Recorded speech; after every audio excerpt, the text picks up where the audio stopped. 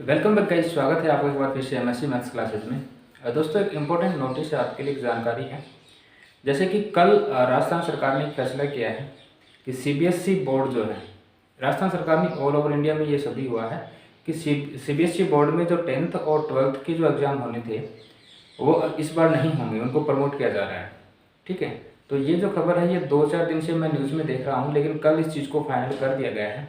तो आप सब ये सोच रहे होंगे कि एमएससी मैथ्स वाले जो बच्चे हैं या फिर कॉलेज वाले जो बच्चे हैं उनके लिए प्रमोट का जो है वो क्या सीन रहेगा। तो देखो, इसके लिए जो है वो ये बात है कि मीटिंग जो है वो चल रही है, कमेटी बैठी हुई है। तो उन्होंने 10 जून तक का बोला है। 10 जून तक जो है वो डिसाइड करके बता देंगे कि वे एग्ज़ाम लेंगे या नहीं लेंगे। दूसरी खास चीज़ ये है कि कल 2 जून को एक नोटिस जो है वो जारी हुआ था। उसमें सभी कॉलेज वालों को ये कहा गया था कि आपने अगर अभी तक स्टूडेंट्स के जो फॉर्म हैं वो अगर आपने यूनिवर्सिटी में सबमिट नहीं करवाए हैं तो उनके लिए पर्टिकुलर एक डेट दी गई है। उस डेट के अंदर वो कॉलेज में जाकर के उन चीज़ों को जमा करवा सकते हैं, जो आपके फॉर्म जो हैं वो। ठीक है, तो फिलहाल ये नहीं कहा जा सकता कि एग्ज़ाम जो है प्रमोट होंगे या नहीं होंगे। तो आपको क्या करना है, आपको पढ़ाई है जो है वो कंटिन्यू रखनी है। 10 जून के बाद जो है थोड़ा सा और जोर लगा देना, लेकिन इतना ज़रूर ध्यान रखना कि वैक्सीनेशन होने के बाद ही एग्ज़ाम जो है वो करवाए जा सकते हैं। इससे पहले पॉसिबिलिटी मेरे को तो नहीं लगती है। बाकी यूनिवर्सिटी जो है वो 10 जून को क्या फ़ैसला आएगा उसके आधार पर अपन जो है एक बार फिर से बात कर लेंगे। तो आप अपनी पढ़ाई जो है उसको कंटिन्यू जारी रखिए। देखिए, सीबीएसई बोर्ड जो है उनके एग्ज़ाम हैं उनको पोस्टपोन क्यों किया गया, सॉरी रद्द क्यों किया गया, उसके पीछे रीज़न ये था कि जो अपना कोरोना चल रहा है उसकी तीसरी लहर जो है वो देखने को ना मिले, इसलिए। अब वो भी बच्चे थे, क्या बीएससी फर्स्ट ईयर या बीए फर्स्ट ईयर वाले बच्चे नहीं होते, 1 साल बड़े होते हैं उनसे ज़्यादा होगा तो, है ना, 2 साल बड़े होंगे। इसके अलावा ऐसा कुछ भी नहीं होगा। तो खास चीज़ ये है ध्यान में रखने लायक कि जो बच्चे हैं कॉलेज वाले, उनके लिए भी प्रमोशन का जो है वो एक विकल्प रखा जाए सरकार के द्वारा, तो शायद बेहतर फील होगा, ताकि हम आने वाली थर्ड स्टेज जो है उससे बच सकें। थर्ड स्टेज जो है वो आए ही ना, ऐसा एक बेहतर विकल्प यहाँ पर देखा जा सकता है अगर एग्जामिनेशन जो है वो ना करवाए जाएँ, डायरेक्ट बच्चों को प्रमोट कर दिया जाए।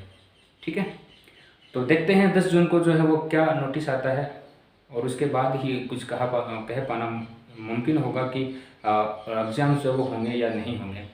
लेकिन इस चीज़ का ज़रूर ध्यान रखें कि फाइनल ईयर वालों के जो एग्ज़ाम हैं वो ज़रूर करवा दिए जाएंगे, क्योंकि वो बच्चे नहीं हो पाएंगे, मतलब थोड़े से ठीक ठाक उम्र के होंगे, तो वो कोरोना को जो अगर उनको हो भी जाता है कारणवश कहीं से, अगर वो थोड़ा सा मतलब सावधानियाँ नहीं बरतते हैं तो खुद की गलती से ही जो वो कोरोना होगा, तो फिर वो उनको हैंडल कर सकते हैं। बच्चे जो हैं वो इतने वो होते हैं कि वो अपने आप को कर लेंगे। ठीक है, तो इस चीज़ का आपको ध्यान में रखना है। ठीक है, मैं समझता हूँ आपकी कंडीशंस को, क्योंकि एज स्टूडेंट अगर देखा जाए तो फिलहाल लॉकडाउन के चलते पढ़ पाना इतना मुमकिन नहीं है, क्योंकि दूर दूर तक एग्जाम होने के कोई आसार नज़र नहीं आ रहे हैं। तो वही जाहिर सी बात है कि डिमोटिवेट तो होता ही है बंदा।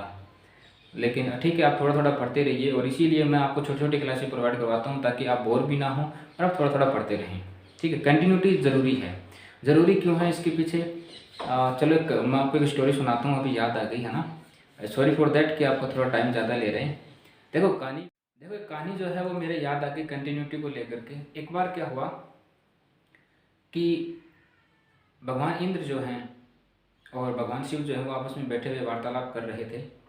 तो उन दोनों के आपस में किसी बात को लेकर के बहस हो गई, और जब बहस हुई तो इस तरीके से बढ़ गई कि उन दोनों में कुछ आर्गुमेंट हुए होंगे, ऐसा किसी बुक्स में लिखा होगा या फिर मैंने कहीं पे सुना है इस चीज़ को।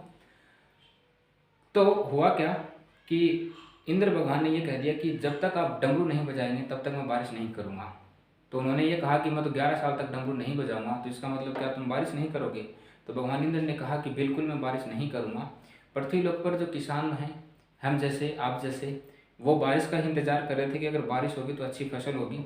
लेकिन उनको पता चलता है कि 11 साल तक कोई बारिश नहीं होगी, तो उन लोगों ने अपना खेत बोना जो है वो बंद कर दिया। ठीक है, क्योंकि बारिश तो होनी नहीं है तो फसल भी अच्छी पैदा नहीं होगी। फिर उनमें क्या हुआ कि एक किसान ऐसा था जो हर रोज़ प्रैक्टिस करता था, मतलब हर रोज़ कुछ ना कुछ बोता था, चाहे भले वो उगे या फिर ना उगे। तो एक बार क्या हुआ कि पार्वती जी जो हैं, देवी पार्वती जी, उन्होंने उस किसान को इस तरीके से मेहनत करते हुए देख लिया, तो उन्होंने भगवान वो मतलब एक कोई भी समझ सकते हैं, मतलब एक रूप धारण करके पृथ्वी लोक पर आए और उन्होंने उस किसान से पूछा कि बारिश तो होगी नहीं आने वाले 11 साल तक, तो आप जो हैं वो क्यों बीज बो रहे हैं। तो उन्होंने ये कहा कि मैं कहीं भूल न जाऊं हल जोतना, इसलिए मैं हर रोज़ प्रैक्टिस करता हूँ। ये बात जाकर के उन्होंने भगवान शिव से कहा, तो उन्होंने कहा कि बिल्कुल देवी, ऐसा हो सकता है कि 11 साल बाद मैं भी डमरू बजाना भूल जाऊं।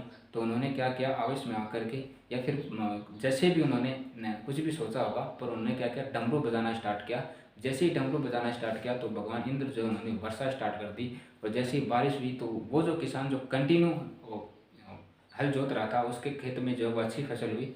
बाकी जो हाथ पर हाथ रख के बैठ गए थे कि आने वाले 11 साल तक कुछ भी नहीं होगा, तो वो ऐसे के ऐसे रह गए, है ना। तो कंटिन्यूटी ज़रूरी है।